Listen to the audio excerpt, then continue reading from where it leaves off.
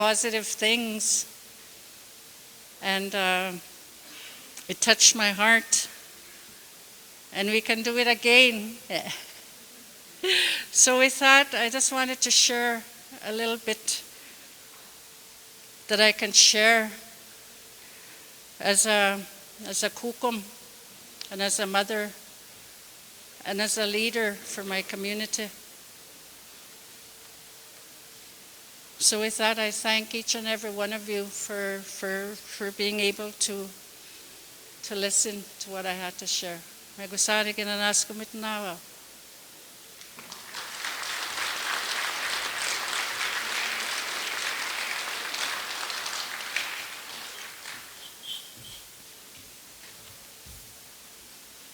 So before we let the panelists off the hot seats there, what we did this morning with our first panel is we asked them some questions about moving forward. There's a lot of interest online. I've been reading some of the comments on the YouTube channel, and they're asking us, how do we take these conversations forward now? What can somebody at home or people here in the audience do to build on this momentum and move forward in this way? So I'm just going to turn the table over to you guys to give me your last little bit of perspectives on that.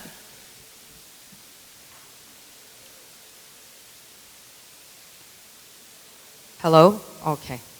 Well, I think just going back to, I think a lot of what the audience has said, certainly we had some clan mothers here.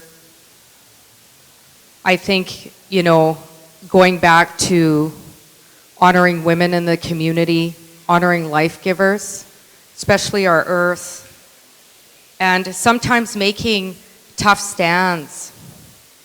And that includes, like we see in northern Quebec, with that one community that's standing in unity against the 5 logging companies. That's an example. They're not fighting about whether a tree is worthy of life or not. They're just saying, we're not going to accept violence, including to our trees and our water and our plant life.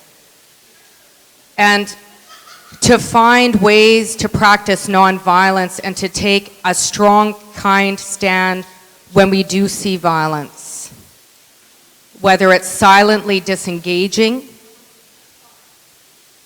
or when we see things on the street. I often talk about Main Street. The violence has been so normalized on Main Street in the city of Winnipeg that people just drive by and they don't stop.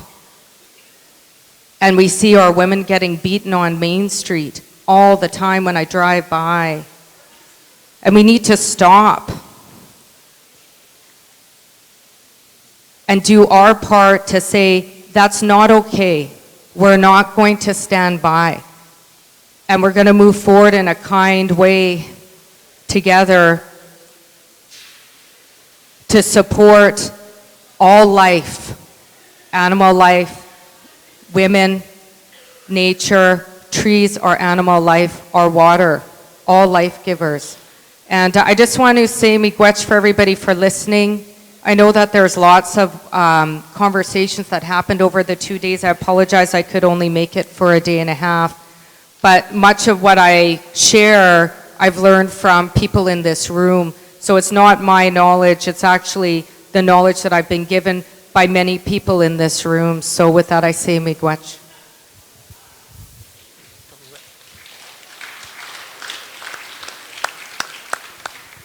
So I'll be really brief. What I'd add is that, I want to echo my brother Kobe's, what he was talking really a lot about, and what I was reflecting about is, it is really education that got us into this difficult struggle, and it is education that will get us out of it. And that education, I think, that has to do a lot to do with empowerment, but it really has a lot to do with affirming what everything we need is already there. One of the greatest teachings I've ever received is an elder who said to me that we knew about the internet before it was the internet. We had the internet for thousands of years. And so these things are not new things. We have had ways that we have done things that have been as valuable and were useful for the 10,000 years, 30,000 years, millennia before any European ever set foot over here. And I have, in a constant battle at the University of Manitoba I deal with the so-called learned peoples amongst my colleagues, and I had a professor say to me the other day, I can't really, bring Indigenous stuff into my math class because there's no such thing as Indigenous math. And I was like, you really think that Europeans brought math? Like, do you think that really? And so that's the kind of, us having the bravery to offend. And I want to just underline what Kobe said before about having the bravery to offer a perspective that doesn't fit within the current paradigm of seeing the way that we are seen and the way that we see ourselves. Our teachings are so vast, so intellectual, so complex, and they have always carried us this far, and they will carry us forward in this moment. So anything that we think of in terms of our nations, in terms of our communities, in terms of our families, they are already here. We are already doing them. Miigwech.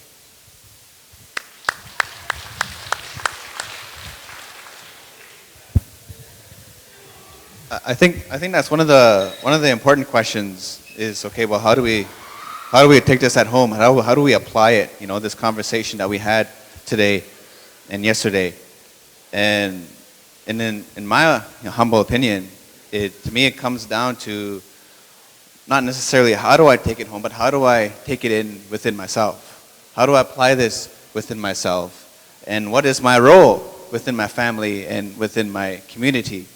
And to me, one thing I like to highlight in the context of that is, what does dignity mean to you?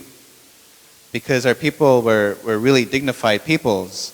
And Andrea, my girlfriend Andrea, that's one of the things that she says, is that our people were really dignified. And we knew who we were. We seen each other like how creators seen us. However, that dignity, that Indigenous dignity, has been skewed, it's been manipulated to where our dignity is now in a form of seeking worthiness and recognition from colonial eyes. And so to me, taking it home is really about how do you take it home within yourself, and how do you awaken the original dignity of who we've always been since the beginning of time. And that'll expand in the family system, it'll expand in the community system. So it's like it comes down to dignity in terms of our political situation. Are you going to sell your dignity for dollars? Or is our people going to sell our dignity for dollars? And if you're not getting the answers at home, those people at home who are watching TV Land, if you're not getting the answers at home, then go demand those answers. Go occupy your band office. Demand those answers, because that's the hub of the Indian Act.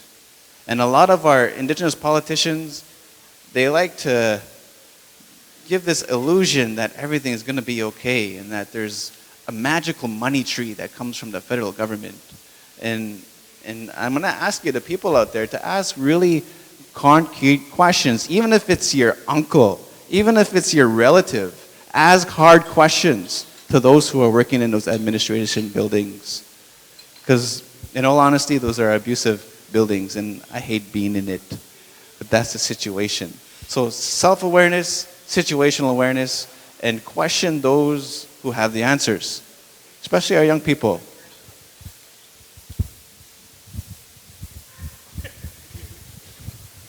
Thank you very much, Kobe. Okay, we're going to open up the mic. Yeah, I don't see nobody at the mic. That's surprising. So the people that are going to come up, we're going to ask very respectfully for you guys to keep it short, if possible, as short as possible, as short as you possibly can. And I believe this young man had something to say, but he wants to come say it up here.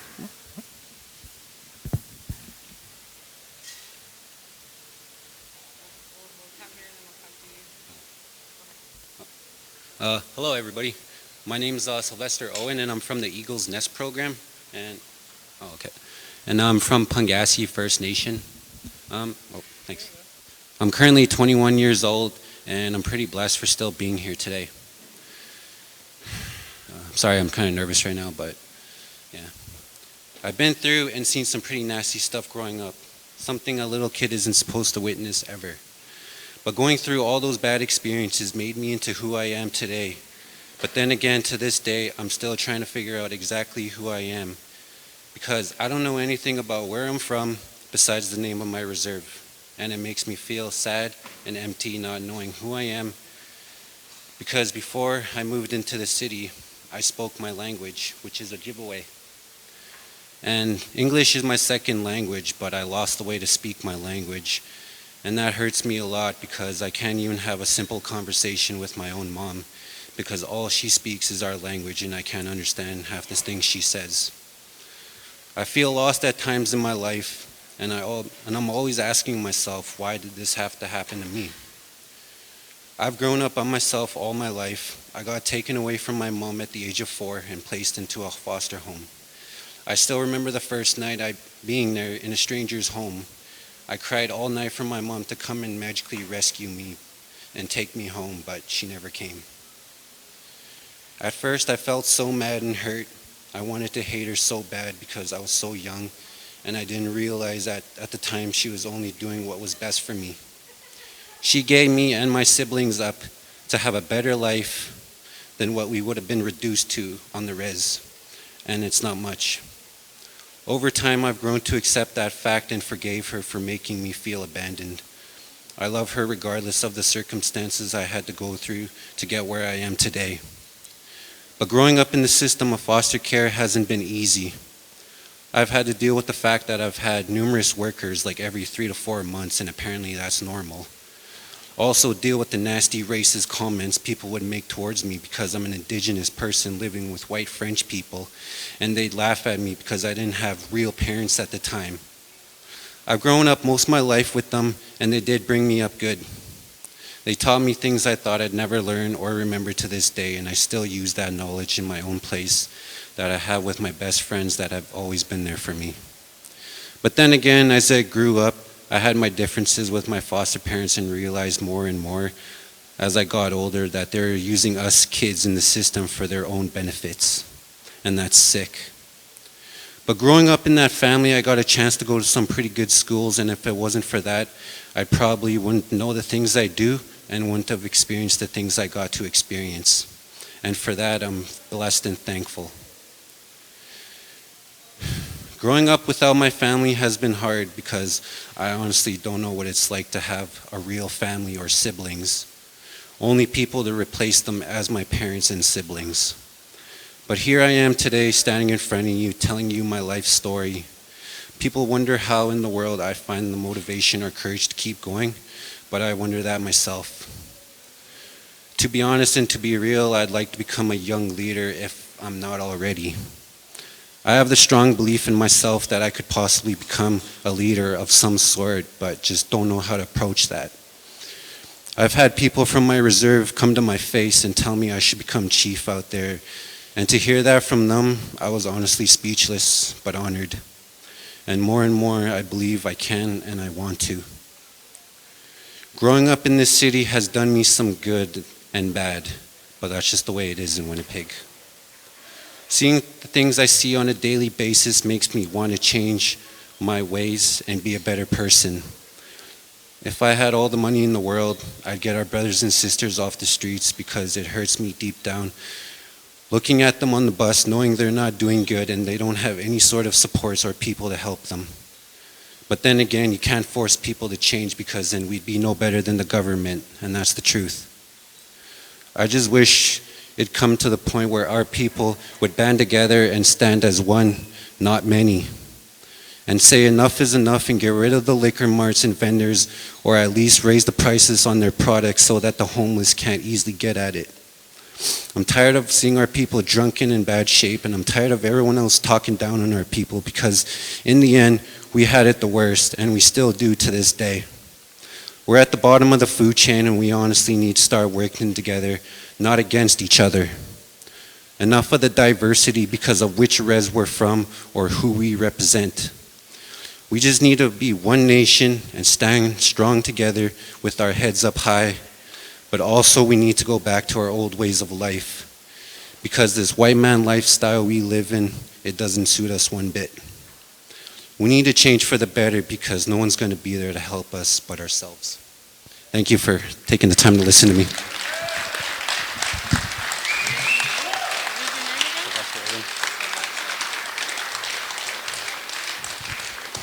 Wow, very moving speech. Thank you, Sylvester.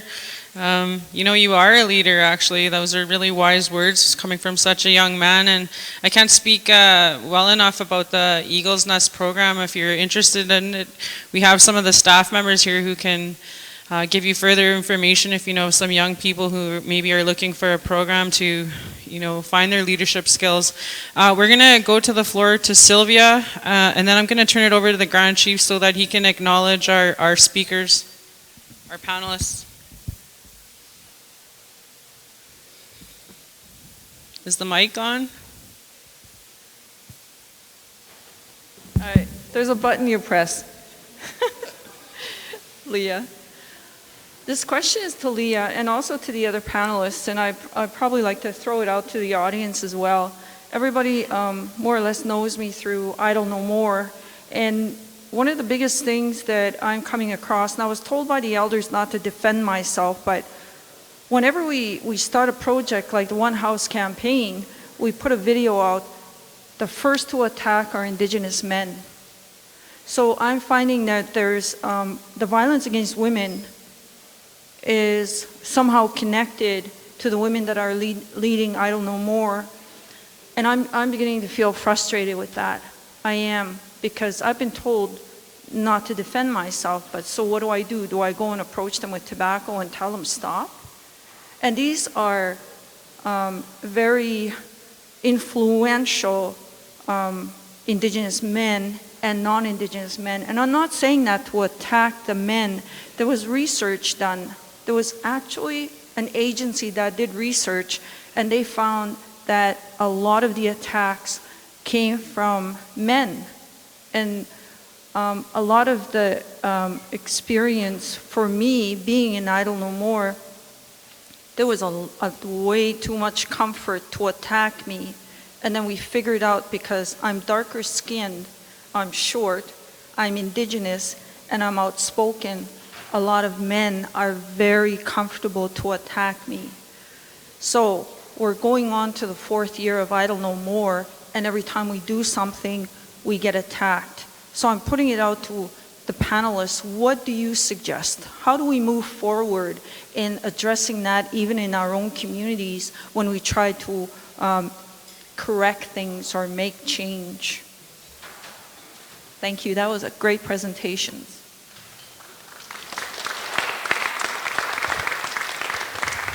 Thanks for the question, Sylvia. And I just wanted to acknowledge our young leader that just spoke, Lester and Sylvester. Okay, sorry, I'm not a young leader, I'm hard of hearing, sorry. But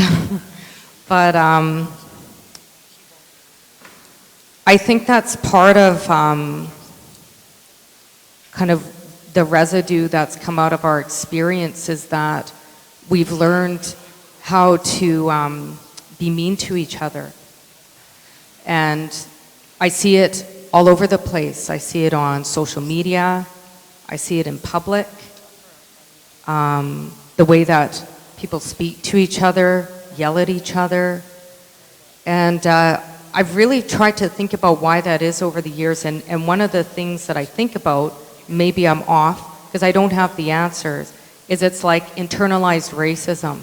It's like our colonizer taught us how to hate ourselves so much that every time we see somebody that's like us, we attack each other. So even with, let's say, resource development, I know where I stand on resource development. I don't like it.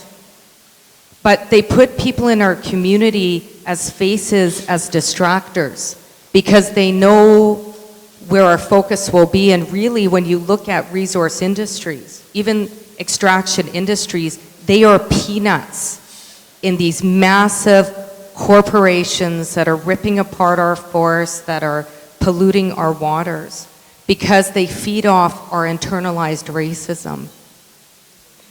And so part of the way that I'm dealing with it is I'm disengaging, whether it's deleting, whether it's staying by myself, whether it's going into ceremony. I do the things that I need to do to try and stay balanced. Whether it's going to yoga every day, I go to yoga, I work out, I go to ceremonies, I have a group of friends, I spend time alone. I do a lot of self-care because really, at the end of the day, the power is within me, and if I give my power away outside of myself, if I give my power away to focusing on those that don't like me, because there's lots of people who don't like me, then I'm taking all that energy I can be using to do something positive, and I'm wasting it on hatred. And I'm not going to do that anymore. I'm not going to do that anymore, and I'm not going to participate in any kind of violence, whether it's directed at me or other people, because it hurts. Whether it's emotional violence, whether it's physical violence, whether it's psychological violence, whether it's saying something that demeans somebody and shaming them. Those are all opposite of all the valuable lessons I learned from my parents, my mother, so I don't want to participate in it. So I'm going to try my best to walk in a kind, loving way. And when somebody treats me with disrespect, I'm going to address it back to them by treating them with respect, because I don't have to stoop to meanness to be an equal. I want to be an equal in a place of love. So that's kind of where I'm at. I couldn't see you, Sylvia, because I need glasses. I just found you. I was kind of looking for you. Where is she? Okay, thanks.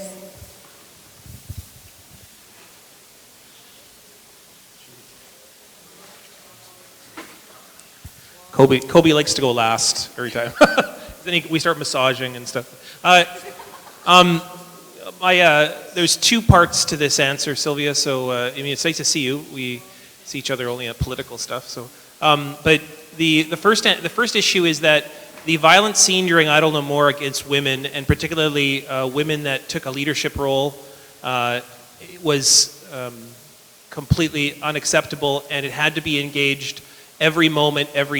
It's an emergency situation in so many communities, and I witnessed it firsthand. And the only way that it can be dealt with is in the moment, in that time, because it is such an urgent situation involving the violence in relation to women, Indigenous women. At the same time, there's a longer game, I think, that we have to play with our young Indigenous men, if that's who we're going to put our attention onto. And I've said many times that many of our issues are related to the unhealthiness of our men, and the unhealthiness in relation to our young Indigenous men in particular. I work with a lot of young Indigenous men at the Manitoba Youth Center, and these are all really gifted young men who have lost their way and have no mentors, have no ability in which to, when they come out, to be able to see a healthy uncle to walk them into a path of nonviolence, of safety, of health towards yourself. And so there's two parts to that. The first is that we all have a role to play in the health and the protection and the safety of our Indigenous women, period. Every moment that it's seen, every opportunity that we can to be an ally, every opportunity that we can to intervene, we have to take it. It's an emergency situation. The second is that we have to play the long game with our young men. Our young men have to be mentored and have to be spent like the ways in which our uncles and our aunties used to take those young men and spend time with them, that they not only receive those first visions and those first names, but that they learn the practices of fire making. But we might call it something different now. We might call it growing up, but it is those initiations into becoming an honorable, good Minnow-Bemadzawin man, that those need to be reinstituted, and we all have to take some role into that, into helping our young men become healthy.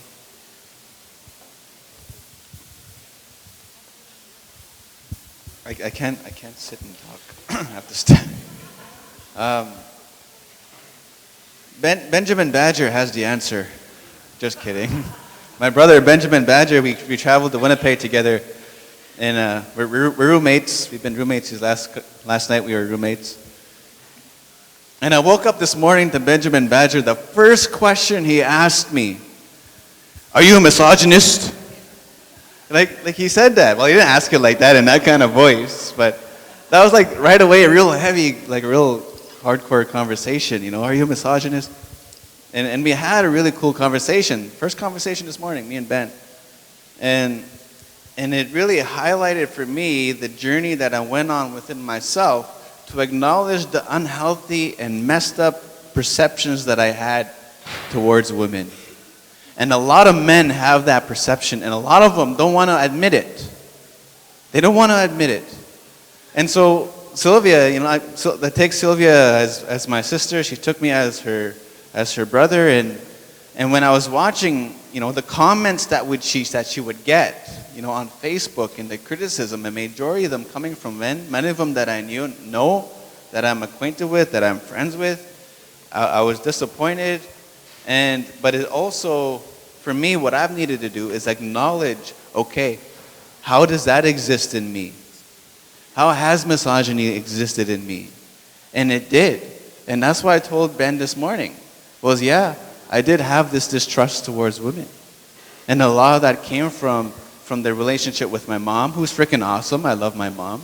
And how the innocent comments that she would make, that me as a child, as a young boy, where I would begin to see myself as unworthy as a man. It like my masculinity became unworthy. It was really interesting how that happened in my life. And so in my journey, you know, in my healing journey, is basically acknowledging the blocks that I had within me that prevented me from accessing the femininity that existed in me. And I've also had to embrace the masculinity in me. And so there was like this dance that I've experienced and that I've gone through in the relationship with myself and the women in my life. And a lot of men are afraid to go there, and a lot of women are afraid to go there because there's a lot of shame around it. And I think the invitation is for people to begin to look at what's the shame that exists within us, and what's those emotional blocks that has happened in our life, both from both parents, whether they were there or not. Maybe they should have been there and they weren't there, or they weren't. And a lot of that shows up in our relationship between men and women, and the masculine and feminine within ourselves. So I don't have the answer, but I can share from my experience in my journey of how I've been practicing and working towards that balance that exists within me. And I'm really grateful to the women in my life at home who have really played a huge role in that healing journey, because it's been very painful, but also very liberating. So that's the only thing I can say in response to that question. Miigwech for those wise words. Unfortunately, we're going to have to start wrapping up, guys. I know everyone's looking at me like, why? Why got to wrap it up? There's so much information and so much knowledge that was shared here today, and I'm sure there's a lot of people that wanted to say something. But then again, we're going to be doing this again. This isn't the last time that we're going to be doing this. We're going to be doing this all over again. One of the things that I encourage everybody here is, when you walk out these doors, leave the negative here. Take the positive with you. This is a positive step toward the future. Not only our future, but our 7 generations, right? Thinking about that, take the positive with you when you leave here today. I'm going to turn it over to my... Like Ryan said, there's a lot of great discussion and dialogue. We're apologizing that we can't really get to everybody. Some of our panelists are under some time constraints with pre-existing commitments. So I'm just going to call the Grand Chief. I think he has some words to offer us in closing down here, and as well as some gifts to present to our panelists.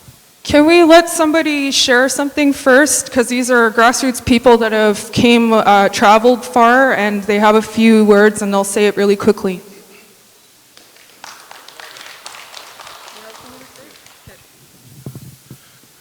Bonjour. Wab min dijnikas. Atik dolem. I hear you speak about our men. There's not much men left no more like who will stand up for our people. Because they gave into that society that everybody wants now. Every day I defend and guard our people out there. A lot of them pick on me from these premises here, degrade my interest of my being of who I am, an Indian. You pick on your own people, you have to stop that too. Religion has corrupted your minds far beyond reality now. You have hurted yourself with this. Look at the Canadians here. The Canadians should be sitting on one side of the chair while our nation talks to these people and talk about them, what they're doing to our people. Prisoning our people, stealing our children, raping our kids, molesting our children while they're at it. But you want to go knock on their doors for more help. They're not into helping nobody. As far as I know, they've been killing us since their arrival. They're not stopping. Look at yous. Yous all talk about sadness today. The sadness was brought upon something yous want to get away from, this system. Tonight when yous go home, remember I'm on guard for yous. I'm not here to harm none of yous. I'm here to protect yous from the colonialists who's harming yous. I'm not your enemy. We are the original people of this territory. No matter how far I walk my feet, this land is connected from one ocean to the other. Many has surrendered their, as they would call it in international law, their privileges and treaty rights to their lands. They signed treaties to accept their laws. We already had laws here to govern ourselves. They call it our ways of living, not their ways. But if you accept their ways, you want to talk on behalf of their ways, then you got to live their ways and accept their ways, because I feel like I'd be betrayed for standing up for somebody who's selling me out. And it hurts my heart to hear it over and over and over again. Where's Trudeau? He should be here speaking nation to nation with our nation. We already know the compromise they gave to us on our nations. Every one of us, they abused our reserves. Every time we spoke up, said something, or did anything, they cut your funds, took your children, and raped your men. Turned them into little people now to hurt you women. That's what they done. You could see it going on everywhere. Nobody wants to talk about it because everyone's scared that they know the abuse they have done to our people in history. I'll say it again, they raped you. And they're not going to stop till you stand up and take pride in your history, your beliefs, and forget about the European way. Eastern people have demonically tear apart our nature, our well-being, and our sovereignty they want now. And you want to surrender your sovereignty? Don't get mad at me when I'm standing on the other side protecting our children. If you want to join them, these are going to be killing me too. Okay? I'm going to stand up for you. I don't want to die. Not for something you don't want. I'm not afraid to keep going on. My life is here. My life is everywhere now. Because our people are in trouble. In trouble with that system that we're trying to get away from. The Indian Act protects you. The paper that they brought here, they call it the Magna Carta, the Great White Law. That Magna Carta is actually the white law, and you want to join the white society. You never could join it. You can't even change it because they have the copyrights, the patents, to everything that governs that society. And if you want into it, it's going to be very hard because this is what has come. You fight each other for the resources that are left that they have taken on us. You fight for what's left now, and I don't want you to help them. Okay? I did my best to helping out people in the city here. I've been degraded several ways, I'm sure, because nobody comes around no more. and helps. Nobody invites us no more to advise us of the problems. And it ain't no history fact, and this ain't no joke. It ain't actually no joke what's going on. Our history's has to take a turn now. Our environment's in danger. The next talk coming up with Mr. Trudeau, they call him, well, it's about the environment. I don't think there should be no pipelines no more. You don't think 150 nations who sold off to that pipeline? Nations, they divided themselves. But anyways, it is serious that this matter is resolved soon, because I want to move on with you people too, but it's hard. I want to join you, but it's hard. I care for you and I will stand, but there's a limit to where your spirit is going and where the spirit of our ancestors was told us to go. I'll choose that path. Miigwech. Miigwech for letting my brother here speak. Bonjour, Crystal Nijnakas, Gitagakuns in the go, Skati Wazagegan, Nedunji, Moose Totem. I sat in the comfort of my living room and I watched the live stream yesterday. And from what I saw here is I noticed that a lot of our own people think that we can walk in two worlds, but the truth is we have to choose one or the other. Are we going to be Aboriginal Canadian, or are we going to be Anishinaabe, Nihia, Dene, etc.? Because we have to choose. There's no such thing as walking in two worlds, because when we're talking about sovereignty, there's no such thing as sitting on the fence. There's no such thing as chipping away at the system from the inside. So we really need to, if we're talking about sovereignty and you want to talk about nationhood, then we need to start taking action and talk about tangible solutions.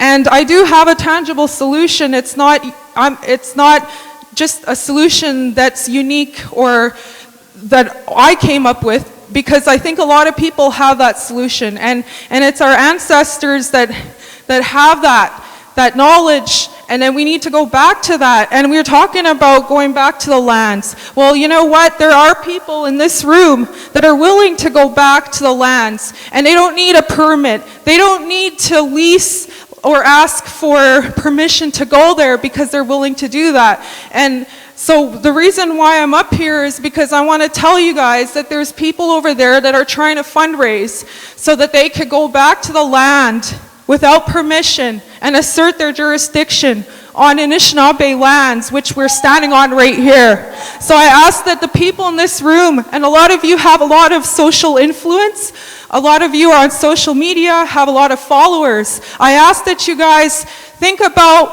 what are you going to do to support or to help the warrior people that are willing to do this, because there are people here, and go talk to them because they're over there. So I ask that you support people in returning back to the lands and living like our ancestors. And I know that, there's all this technology and it's not possible to live off the land the way our ancestors did, but the least we could do is try to protect what little water that we have left, because when I go out west or when I see what's happening with people in their resistance camps, they're doing it. They're walking the talk. They're having these resistance camps to protect the lands and the waters, and they're asserting their jurisdiction.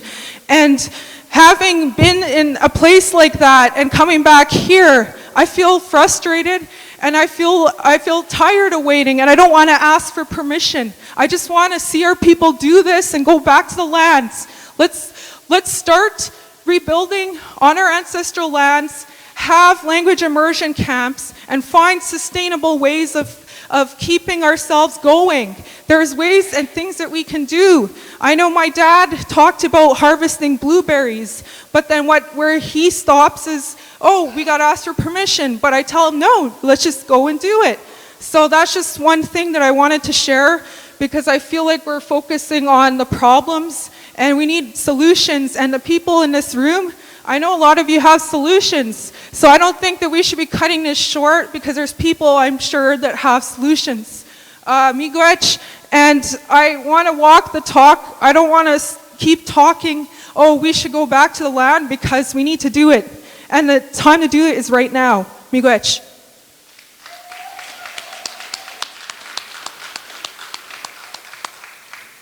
Sorry, we have to acknowledge the speakers before they leave.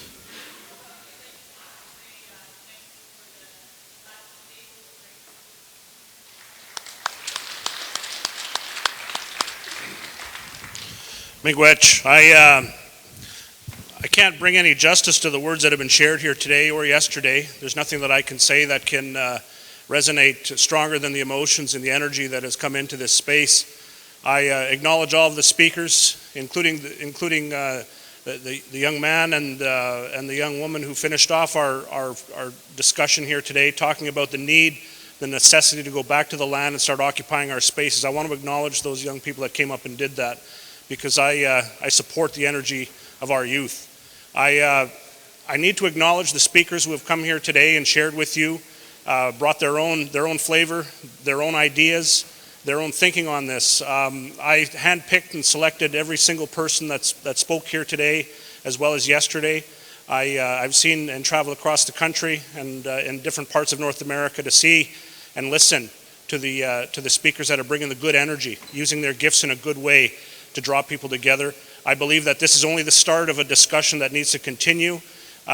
People express their gifts in different ways. Some people are going to go out onto the land and do certain things. Some people are going to travel in other circles and do other things as well. But we have to honor and respect the different gifts that people bring to the forefront. It's a tremendous time that we're living in.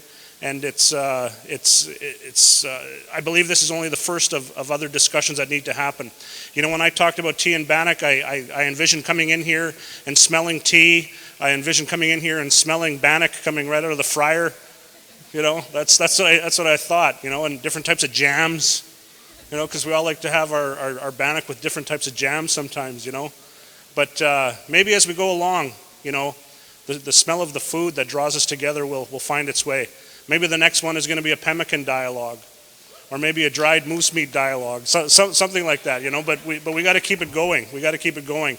I'm going to give these gifts to our panelists, and then I know these drums want to sound. The energy of the drums is there. They want to sound, and then we're going to close it off that way. So miigwech for everybody for sticking around and sharing your energy with us. Nigon, please.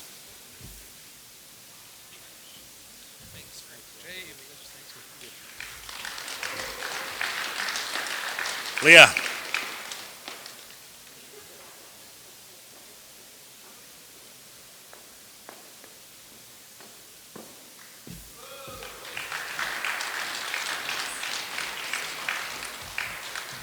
Colby.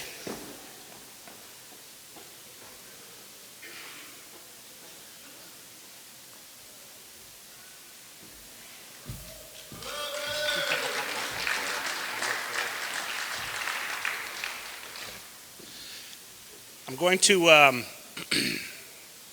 I believe that maybe we should ask the elder that did the pipe ceremony to come and close us off with the prayer and then the drum song. Wally. Wally Swain led our pipe ceremony yesterday morning, and I believe that we are now dimming the fire somewhat, and I'd like to ask him to come up and say a few words and maybe a short prayer for us to close off. You guys ready after that? Okay.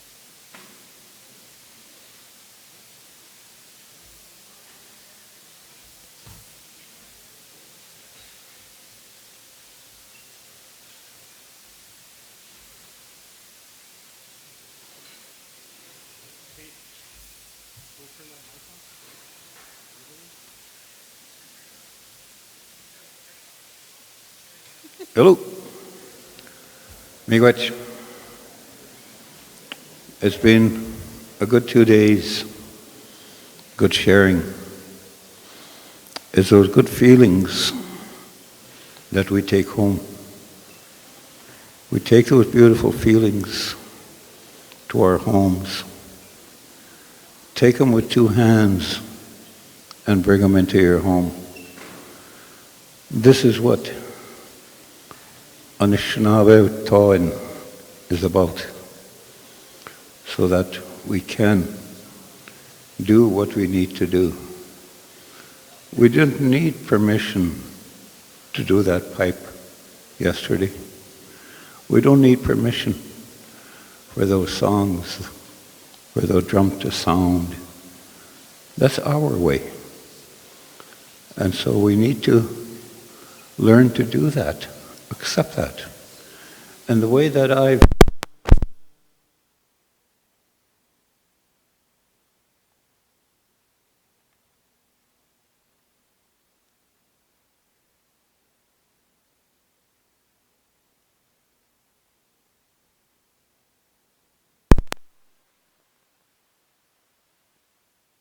life, because only I can apply those teachings to me. And I can only help me apply those teachings and use those teachings in the same way those elders shared them with me. And so we need to look at those beautiful teachings that the elders have that come from ceremony. So I thank each and every one of you for being here. And the other thing, the drum that was here this morning, and how those young men sang their song, and then those two young women came forward and joined them. That's our way. Get up and do it. Like those two young ladies did. Like those young men who sat at that drum. Just get up and do it and make it happen. And that's what makes us strong. That's when we stand strong. And if I can stand strong, you can stand strong too. And we can stand strong all together. And by doing that, we become strong Anishinaabe people. Strong Anishinaabeg. So I thank you. And when I get home, I will lower that pipe so that each and every one of you can have a safe journey home. Aho, miigwech.